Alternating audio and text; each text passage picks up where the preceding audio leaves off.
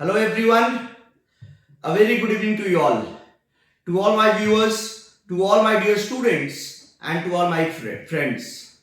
I am Avinash, an advocate at Supreme Court of India and the founder of Chanakya Law Associates, Chanakya CLAT classes and Chanakya Judicial Academy. Right, I am here with a very important news today, that is regarding that the Delhi High Court has rejected plea by the Quint founder Raghav Bahal challenging enforcement directorate probe against him. बात को समझिएगा, Quint एक बड़ा ही important news platform है.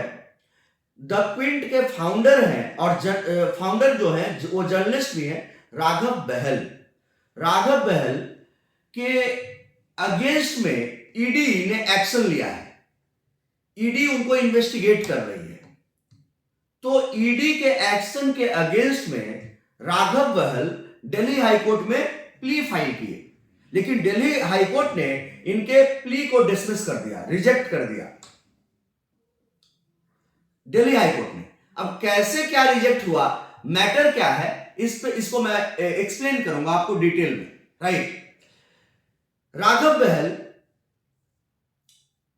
के ऊपर जो charges है वो ये है कि 2018 और 19 के ईयर में आईटी रिटर्न जो इन्होंने फाइल किया है उसमें बहुत सारी चीजें जो अनडिस्क्लोज्ड है.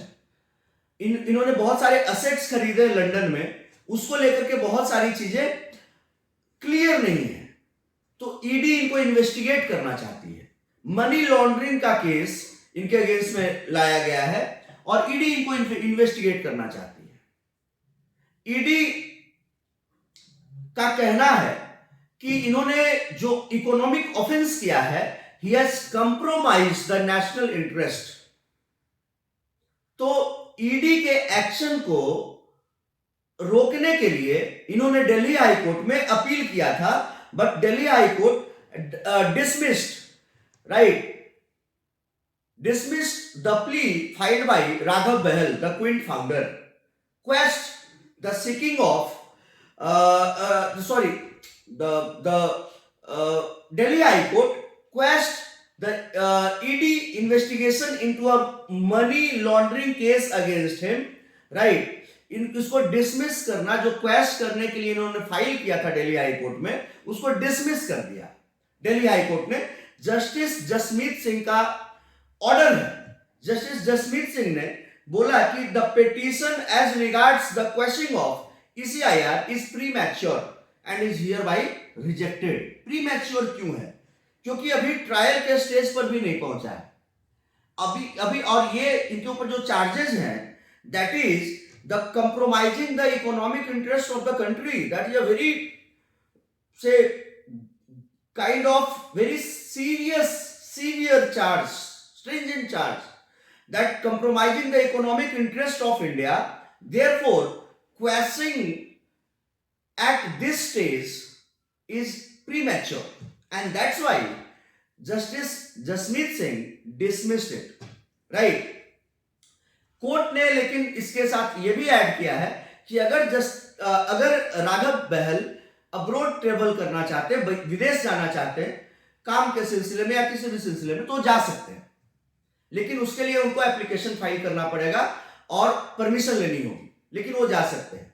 But at the same time ही also needs to cooperate with the investigation that has been initiated by ED. Right, और इसके बाद जैसा कि मैंने आपको बताया कि non disclosure of funds used for the purchase of assets in London, 2018-19 वाला मैटर मैंने आपको बताया ही.